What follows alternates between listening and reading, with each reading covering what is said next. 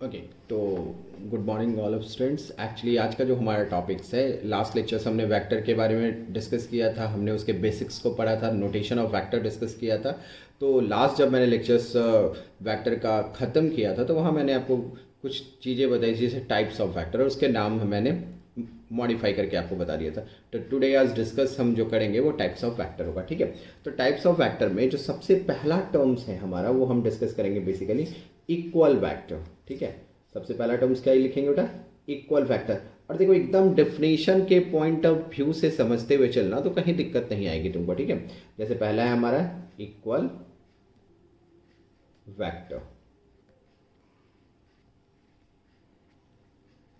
Equal vector, देखो equal vector का मतलब क्या होता है। जैसे सपोज करो ये देखो, ये तुमको दिख रहा है, ठीक है। ये जो पेन है, ठीक है ना, इसमें तुमको दिख रहा है इस तरह का वेक्टर, ये दिख रहा है, ठीक है। और इसी के साथ सपोज करो एक और वेक्टर, मतलब एक ये है और एक ठीक इसके नीचे सेम ऐसा ही मैं एक वेक्टर और बना दूँ, ठीक है। दोनों का तुमको क्या दिख रहा है? जैसे ये मान लो ये जो पॉइंट्स है ये इसका क्या है, हेड है, और ये जो है ये इसका टेल है। तो आपको इस तरफ भी वेक्टर दिख रहा है और एज इट इज मैं सेम वेक्टर अगर इसके ठीक पैरेलल बना देता हूँ, ठीक है, तो वो भी तुमको कैसा दिखेगा? एक जैसा दिखेगा, डायरेक्शन सेम होगा, मैग्नीट्यूड भी इसका सेम होना चाहिए। तो इसको हम लोग क्या बोलेंगे? इक्वल वेक्टर, ठीक है। दैट मीन्स हम क्या लिखेंगे यहाँ पे डेफिनेशन समझना, ऐसा लिखेंगे two vector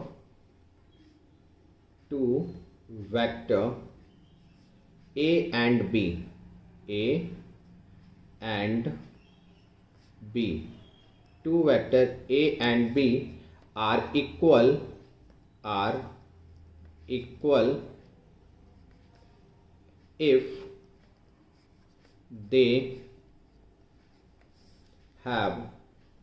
if they have same magnitude, if they have same magnitude and point in the same direction, and point in the same direction, ठीक है। Point in the same direction, ठीक है। यहाँ पर क्या डिफिनेशन क्लियर है कि दो वेक्टर है, ठीक है।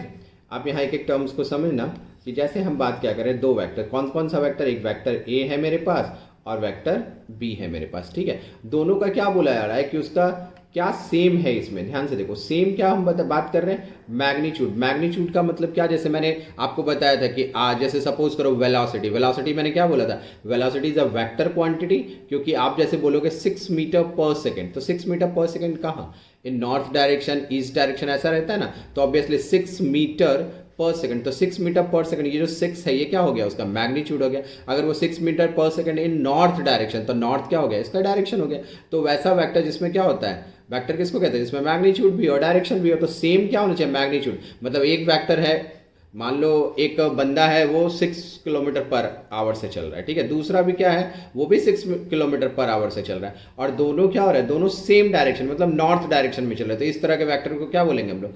Equal vector. Is that clear? तो क्या हो गया? सेम मैग्नीट्यूड, और क्या ध्यान रखना है हमको? सेम क्या होना चाहिए? डायरेक्शन। देखो यहाँ आइडेंटिफाई किया ना मैंने, सेम डायरेक्शन, ठीक है। अगर तुम इसको नोटेशंस में जाओगे तो नोटेशंस में ऐसा समझ लो इसमें, ठीक है, कि जैसे सपोज करो एक वेक्टर अपन बना लेते हैं इस तरह से, ठीक है।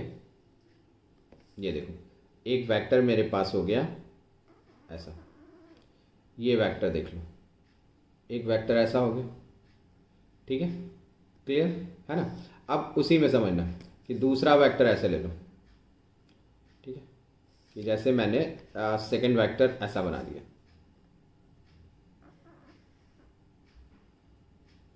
देखो सेकेंड वेक्टर मैंने ऐसा बना दिया, ओके, ठीक है। अब यहाँ पे इसके लेंथ पे डिसाइड करना, इसका ब्रेथ पे डिसाइड मत करना, ठीक है। अब ये जो मैंने बनाया है, ठीक है, इस वेक्टर को सपोज करो, इस वेक्टर को मैं बोल रहा हूँ क्या? ए वेक्टर, ठीक है। और इस वेक्टर को मैं बोल क्या रहा हूँ? बी वेक्टर, ठीक है।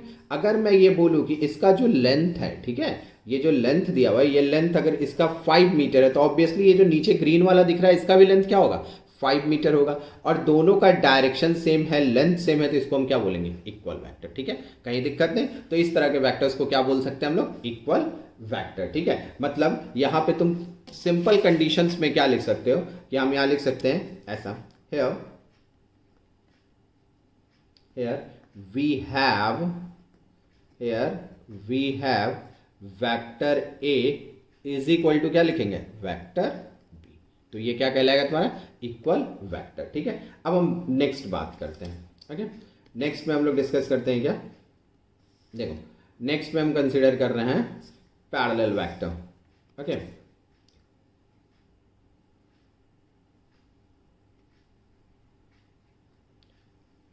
Parallel vector, is it clear. इसका मीनिंग क्या होगा, इसमें लिख लो two vector A and B, two vector A and B are parallel, two vector A and B are parallel if they are directed in same direction, तो इसको हम क्या बोलेंगे, इसको हम लोग क्या बोलेंगे, पैरेलल वेक्टर। ठीक है, जैसे एग्जांपल्स कंसीडर कर लो तुम, देखो जैसे सपोज करो एक वेक्टर तुम्हारे पास ऐसा है, ये बना हुआ है, ये एक वेक्टर है। ठीक है, क्लियर। और इस वेक्टर को मैं बोल रहा हूँ ए वेक्टर।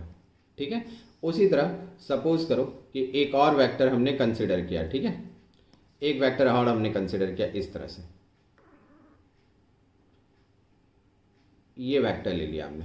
ठीक है, और इस वेक्टर को मैं डिनोट कर रहा हूँ बी वेक्टर। अब दोनों वेक्टर में ध्यान क्या रखोगे, इस चीज को समझो। जैसे ये जो ए वेक्टर है, तो इसका देखो, इसका जो मैग्नीट्यूड है बेटा वो यहां से लेके यहां तक है, ये लेंथ है इसका।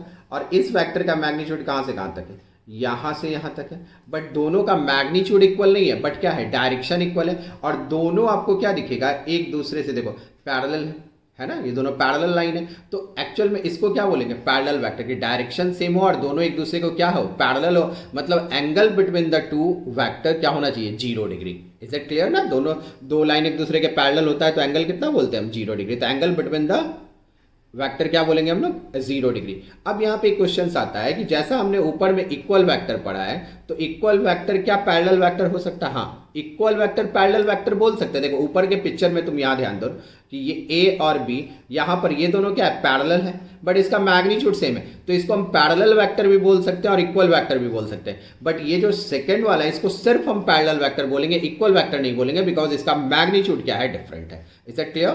ठीक है, अब नेक्स्ट देखो आप, एक एक पॉइंट्स में डेफिनेशन बेटा आपको समझ के चलना है। क्लियर है, अब ध्यान से समझना। देखो अब नेक्स्ट हम लोग बात क्या करेंगे, थर्ड में। ठीक है, थर्ड हम लोग डिस्कस करते हैं anti parallel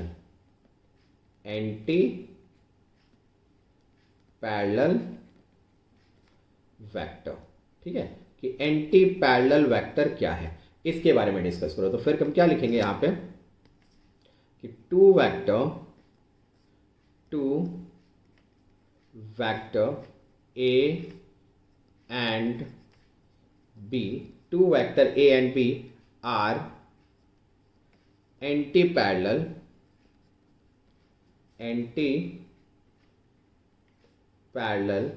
two vector A and B are anti parallel if they are directed opposite to each other,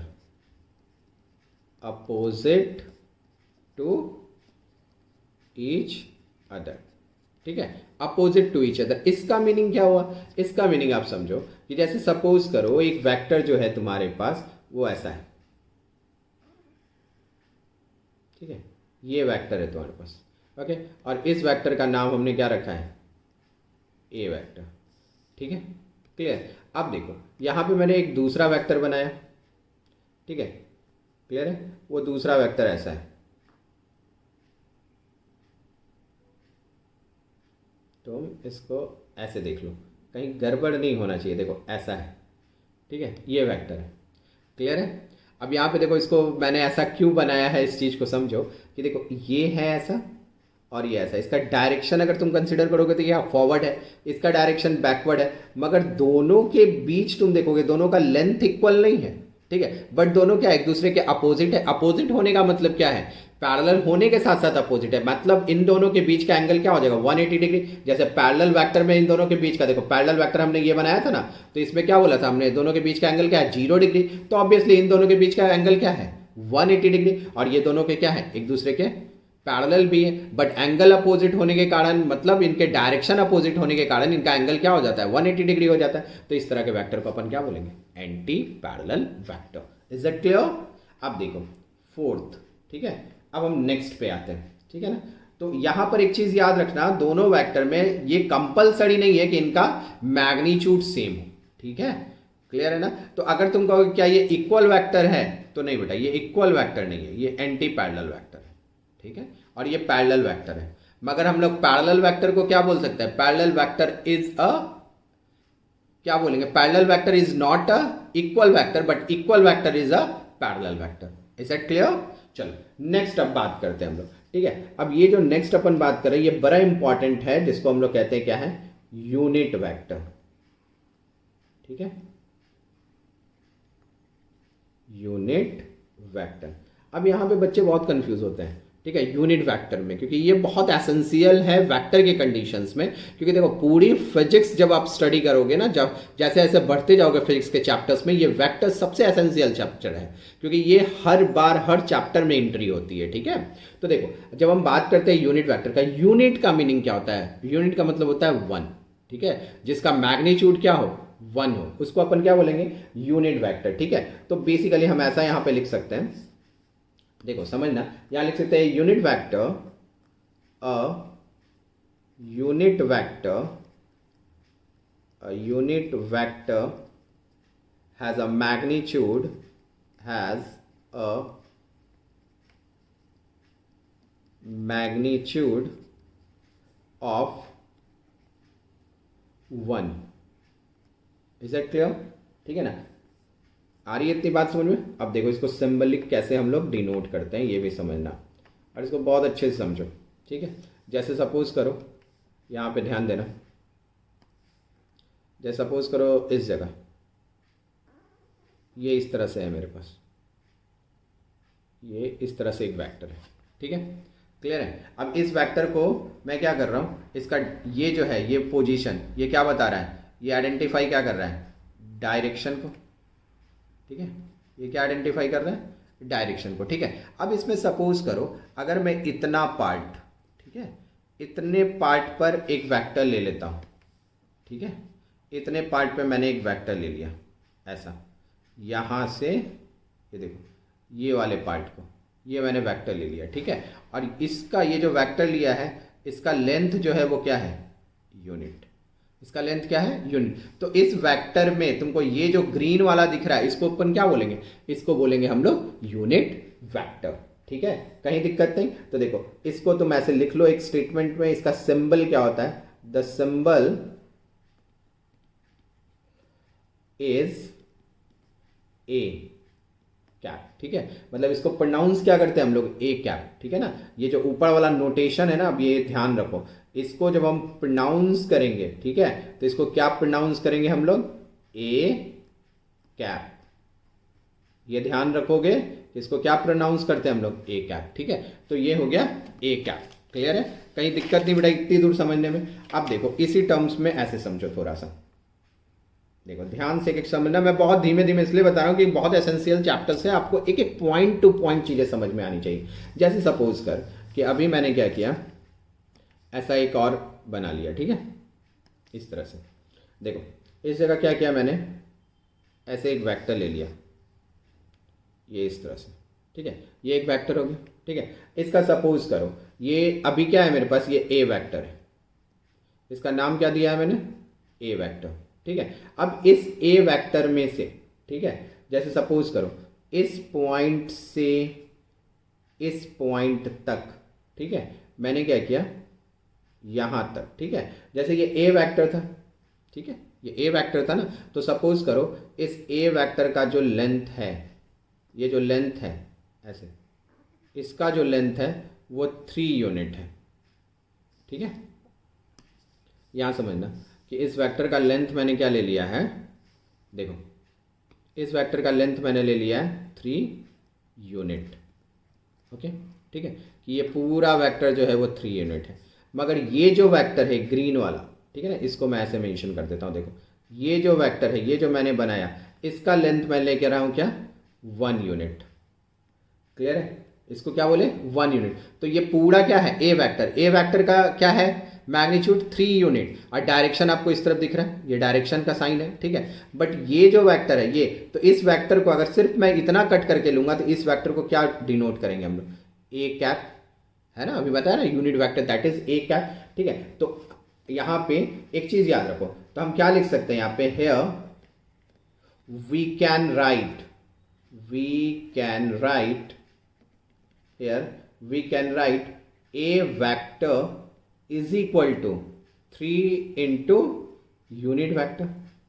ठीक है ना, ऐसे लिख सकते हैं ना, बिकॉज यहां ध्यान से देखो 3 इंटू ए क्या है, ए कैप। तो ए कैप का मतलब क्या हुआ, ए कैप का मतलब A cap is a unit vector और इसका मैग्नीट्यूड कितना है 1, और डायरेक्शन ये। तो देखो अगर ए वेक्टर का डायरेक्शन देखो इस ए वेक्टर का डायरेक्शन आप सोचो, क्लियर है, और आप इस ए कैप का डायरेक्शन सोचो, तो दोनों का डायरेक्शन क्या है, सेम है। जब दोनों का डायरेक्शन सेम है तो दोनों में डिफरेंस क्या है, यूनिट वेक्टर का, सॉरी दोनों में डिफरेंस क्या है, मैग्नीट्यूड का। तो ए वेक्टर का मैग्नीट्यूड क्या है, 3 यूनिट। तो 3 को अगर तुम यूनिट वेक्टर के मैग्नीट्यूड से मल्टीप्लाई करोगे तो क्या मिलेगा, 3 इंटू 1 1 ही मिलेगा। और ए वेक्टर, ए कैप के पास क्या है, डायरेक्शन है, तो डायरेक्शन भी मिल जाएगा। तो इस तरह से हम क्या होंगे, ए कंप्लीट वेक्टर को यूनिट वेक्टर के फॉर्म में नोटेट कर सकते हैं। इज इट क्लियर, कहीं दिक्कत नहीं ना बेटा इसको समझने में। अब देखिए, आप आगे ध्यान से देखिएगा कि अगर हम ऐसा कर सकते हैं तो दैट मीन्स हम यहां पे क्या लिख सकते हैं कि ऐसे बोल सकते हैं क्या, एनी वेक्टर, मतलब किसी भी वेक्टर को, यूनिट नहीं बोलेंगे, ऐसे बोलेंगे any vectors A can B expressed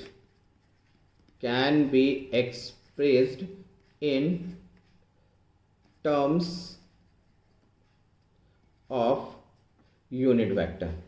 किसी भी वेक्टर को हम एक्सप्रेस कर सकते हैं, ठीक है ना, A can be express in terms of unit vector. ठीक है, इस तरह से एक्सप्रेस कर सकते हैं। मतलब एक्चुअल में लिखना क्या होगा कि A vector is equal to modulus of A vector into A cap. ठीक है, अब यहां मेरी बात को ध्यान से समझोगे कि ये जो मॉडुलस ऑफ ए वेक्टर है, इसको क्या कहते हैं, किसी भी वेक्टर में अगर मॉड लगा देते हो ना तो वो क्या हो जाता है, स्केलर क्वांटिटी, दैट मीन्स उसके पास सिर्फ क्या होता है, उसका मैग्नीट्यूड। तो इसको हम क्या बोलेंगे, बेसिकली इसको हम बोलेंगे magnitude of A vector. Is it clear. ठीक है, अब यहां पे देखो, अगर तुमने ऐसा इस पे कंसिडर किया है तो बेसिकली अब पूरा लिखो। मतलब हम क्या कह सकते हैं यहाँ पे, we can write the unit vector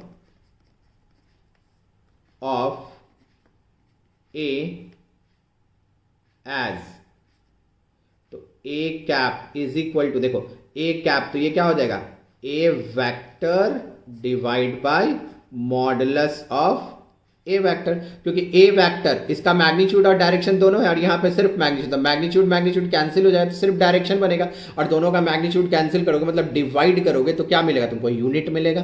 तो ऑब्वियसली इस तरह से हम क्या डिफाइन कर लेते हैं यहाँ पे कि this is the unit vector. तो इस तरह से हम यूनिट वेक्टर को लिख सकते हैं, कहीं दिक्कत नहीं इसको समझने में। ठीक है, क्लियर आई बात समझ में। अब ध्यान देना, ठीक है, जैसे एक सिंपल सा टर्म्स को समझने की कोशिश करो। ठीक है, जैसे हम क्या करते हैं, किसी कोऑर्डिनेट सिस्टम में वेक्टर को लिखना है हमको, इज इट क्लियर, किसी कोऑर्डिनेट सिस्टम में वेक्टर को हमें रिप्रेजेंट करना है। जैसे सपोज करो, ठीक है, इस तरह से,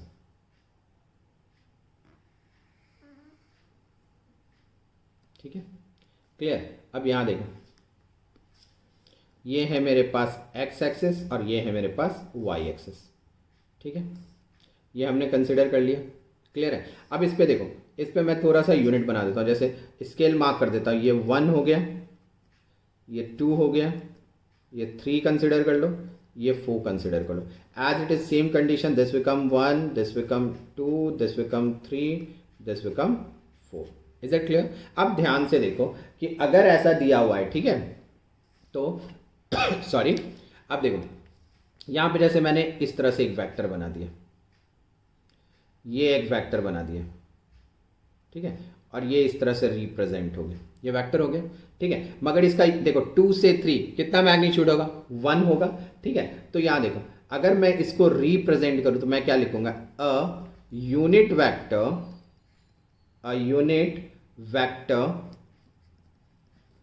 इन द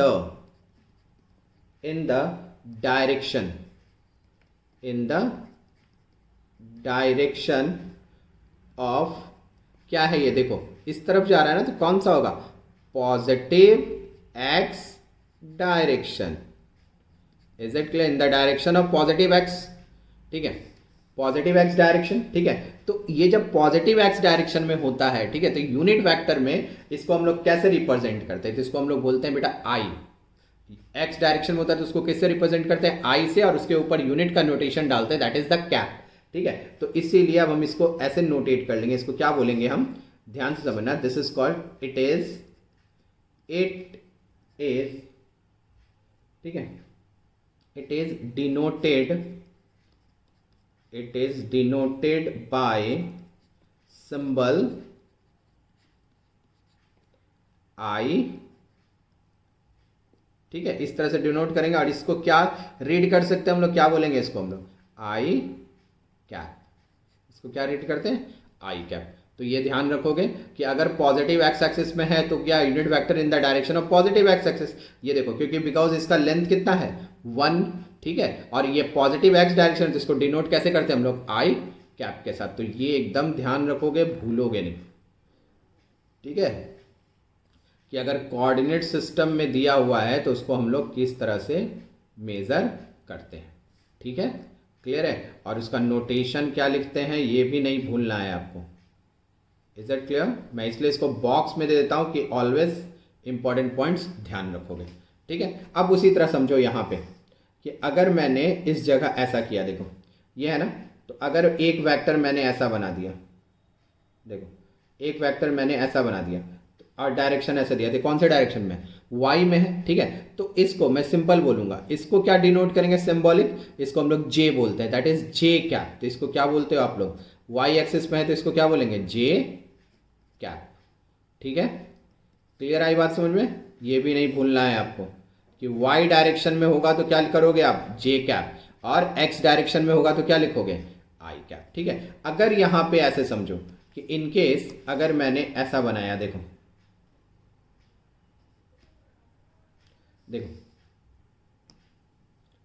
यहां पे समझना कि अगर इनकेस मैंने ऐसा बनाया, ठीक है, ये बना हुआ है, ओके।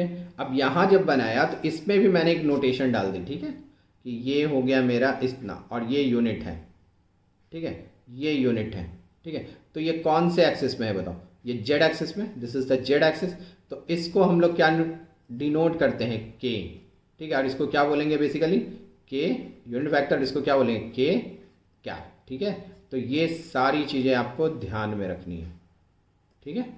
Is that clear? आई बात समझ में? अब ध्यान से देखो इस चीज़ को और थोड़ा डिटेल में डिस्कस करते हैं, ठीक है। अब क्या है मेरे पास, इस चीज़ को समझना, ओके। अब देखो यहाँ जो हमने किया, अब इसी में समझो कि जैसे अगर 3D कोऑर्डिनेट सिस्टम है, ठीक है, जैसे अभी हम बना रहे थे, तो इसी में समझो, जैसे सपोज कर मेरे पास इस तरह का कोऑर्डिनेट सिस्टम है,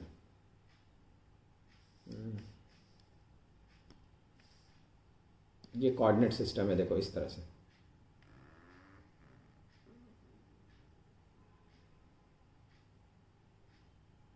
ये कोऑर्डिनेट सिस्टम है, ठीक है। जब ये 3D में है तो इस टर्म्स को समझना कि इसमें आप क्या क्या कंसीडर कर सकते हो। देखो इसको क्या बोलोगे, ये अगर तुमने y एक्सिस बोला है, ठीक है, ये x एक्सिस बोला है, तो ये क्या है, z axis, is it clear? ठीक है, अगर ये ऐसा है तो देखो ये वाला प्लेन पे ध्यान देना, जिसको मैं नोटेट कर रहा हूँ, ये प्लेन, ठीक है। तो देखो ये यहाँ पर है ये वाला, तो इसको कौन सा प्लेन बोलेंगे हम लोग? ये हो गया मेरे पास एक्स वाई प्लेन। ये क्या हो गया? X Y plane. अगर इन केस, ठीक है, वेक्टर ऐसा बना हुआ है, देखो मतलब अगर इस प्लेन में वेक्टर बना हुआ है, ये वाले प्लेन में, तो इसको क्या बोलोगे तुम? वाई जेड प्लेन, ठीक है। अगर वेक्टर इन केस सपोज करो कि हम ऐसे कंसिडर कर लेते हैं, इस तरह से बना हुआ है, ऐसा है, तो ये कौन सा प्लेन होगा? एक्स जेड प्लेन, ठीक है। ये क्या हो गया मेरे पास? X Z plane. क्लियर आ रही है बात समझ में? कहीं दिक्कत नहीं इसको समझने में? क्लियर है? ठीक है, तो इस तरह से हम कंसिडर करते हैं, ठीक है। अब यहाँ पे एक टर्म छोटा सा और है, इस चीज़ को भी समझो। जैसे मैं एकदम रफली बना देता हूँ आपको, जैसे सपोज करो ये ऐसा दिया हुआ है और ये ऐसा दिया हुआ है, ठीक है, क्लियर है ना? अब यहाँ पर सपोज करो एक वेक्टर है, ठीक है, जो यहाँ से ओरिजिन से ऐसा कुछ बना हुआ है, ठीक है। इसको क्या बोल रहे हैं यहाँ पे हम? y, इसको क्या बोल रहे हैं? x, और इस तरफ ये लाइन सपोज कर ले ऐसा गया हुआ है, और ये क्या है मेरे पास? z एक्सिस, ठीक है। तो यहाँ पर है, और ये जो वेक्टर नोटेशन है इसको बोल रहे हैं a वेक्टर, और यहाँ लिखा हुआ है क्या है? 2i cap plus 3j cap plus 4k cap. इसका मतलब क्या हुआ? देखो इसका मीनिंग अगर समझोगे तो 2 इज द यूनिट ऑफ कौन से डायरेक्शन में? x एक्सिस में, क्योंकि i कैप है। 3 is the magnitude of j direction मतलब y में, और 4 is the magnitude of k। तो ये जो है ये क्या कर रहा है? ये तीनों वेक्टर को रिप्रेजेंट कर रहा है, ठीक है ना। तो ये प्लेन में लिखा हुआ एक वेक्टर टर्म्स है। Is that clear? ठीक है, अब यहाँ पे समझो, ठीक है। अब क्या होता है कि कभी कभी हम लोग, जैसे इतनी दूर में क्या तुमको समझ में आया कि कोई भी वेक्टर होता है तो इस तरह से स्ट्रेट लाइन में दिखता है आपको। जैसे ये मान लो मेरे पास ये जो डिजिटल पेन है आपको इसी तरह से स्ट्रेट लाइन में दिख रहा है, तो ये नीचे वाले पॉइंट्स को देखो, ये नीचे वाले पॉइंट्स को क्या बोलते हैं हम लोग? इसको टेल बोलते हैं, इसको हेड बोलते हैं। तो सारे वेक्टर को तो हम ऐसे ही रिप्रेजेंट कर रहे हैं, ठीक है। बट अगर हम रोटेशन की बात करें, क्योंकि रोटेशन हो रहा है, तो उसको रोटेशन के फैक्टर को कैसे रिप्रेजेंट करेंगे, ठीक है। तो उसको रिप्रेजेंट करने के लिए, ठीक है, हम लोग एक वेक्टर टाइप पढ़ते हैं जिसको हम लोग कहते हैं एक्सियल वेक्टर। एक्सियल वेक्टर, ठीक है। अब ये एक्सियल वेक्टर क्या है, इस टर्म्स को समझो। देखो एक्सियल वेक्टर का मतलब क्या होता है कि सम वेक्टर, पहले डेफिनेशन लिख लेता हूं मैं, देखो क्या बोलेंगे? सम वेक्टर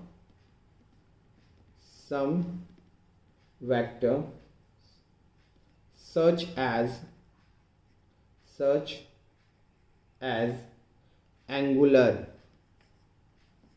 एंगुलर वेलोसिटी, ठीक है। ये नाम बहुत सुना होगा तुम लोगों ने, एंगुलर वेलोसिटी, सर्कुलर मोशन। जैसे कोई बाइसिकल है वो सर्कल में घूम रही है तो उसकी वेलोसिटी को क्या बोलेंगे?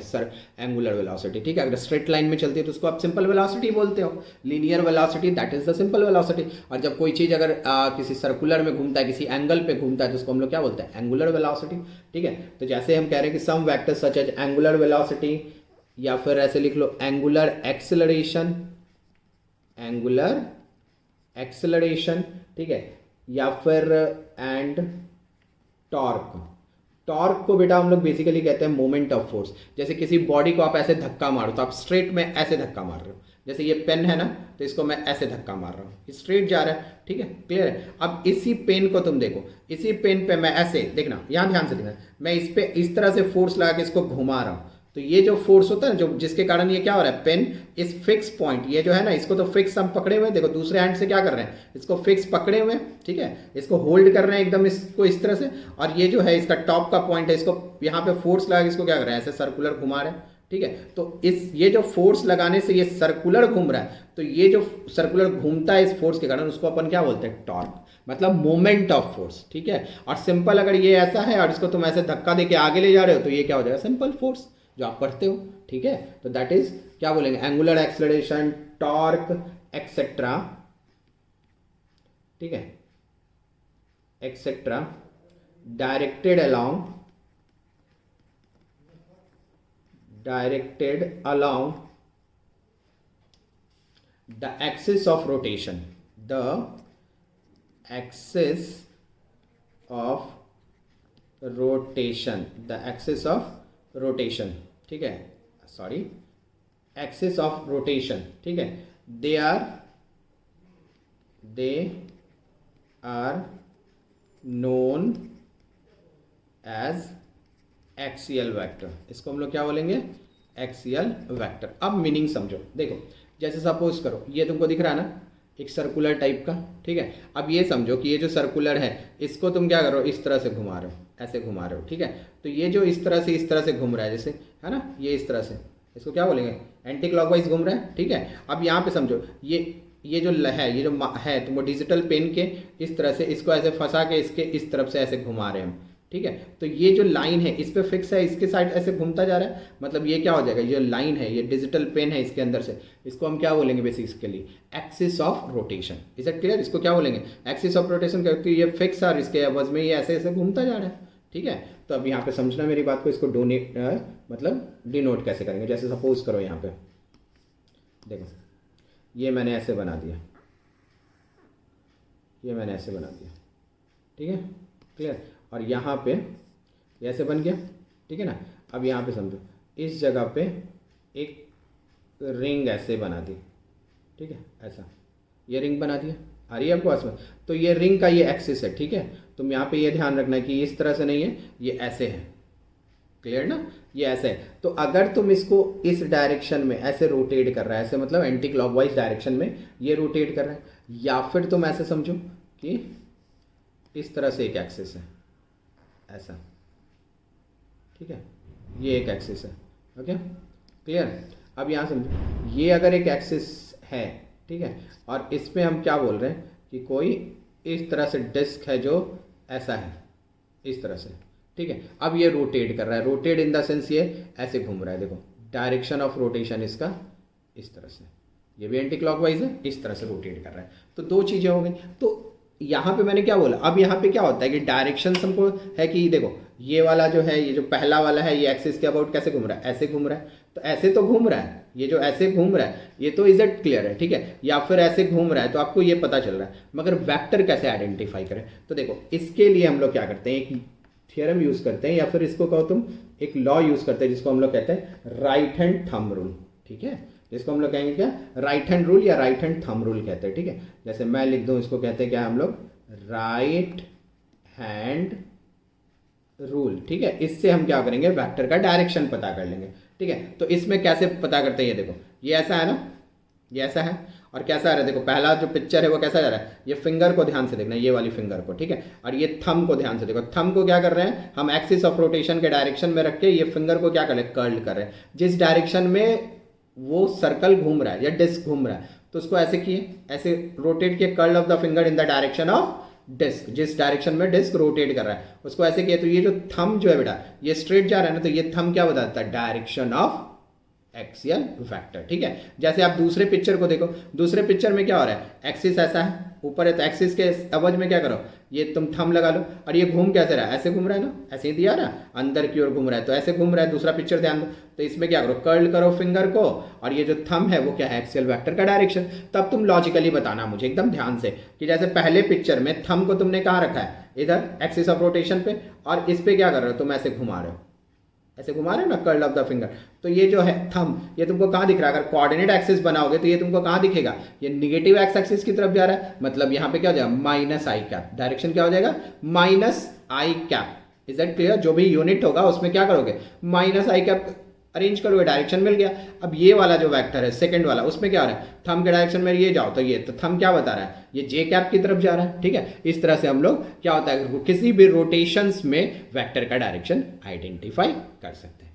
Is that clear? कहीं दिक्कत नहीं, ठीक है। तो इसी को रोटेट करने को हम लोग क्या बोलते हैं, ये राइट हैंड रूल कंसीडर करते हैं, ठीक है। तो आज हम लोगों ने इतने वेक्टर्स के डेफिनेशंस को पढ़ा है, नेक्स्ट लेक्चर्स में हम लोग इसके आगे भी पढ़ेंगे, क्योंकि अभी टाइप्स ऑफ वेक्टर्स में बहुत कुछ बचा है, ठीक है। जैसे कोप्लानर वेक्टर क्या होता है, कोलिनियर वेक्टर क्या होता है, इन सबके डिफिनेशंस को पढ़ेंगे। जीरो वेक्टर क्या होता है, नल वेक्टर क्या होता है, इनके डिफिनेशन को पढ़ेंगे। उसके बाद हम लोग बात करेंगे प्रॉपर्टीज ऑफ वेक्टर की।